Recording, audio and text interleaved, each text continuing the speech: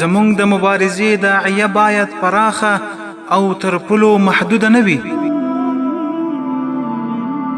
هر کله چې مو د مبارزې نیت، هدف او مقصد لدې جلا او مختلف وي، نو په دې پوه شئ چې تاسې بې ځایه او عبث سخته یاست، تاسې تېروتلي یاست.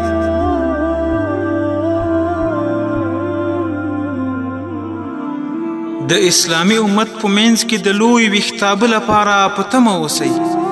د اسلام حاکمیت بیا راتلونکی دی. هیلهمن اوسئ. د اسلام برم او عزت بیا راګرځېدونکی دی.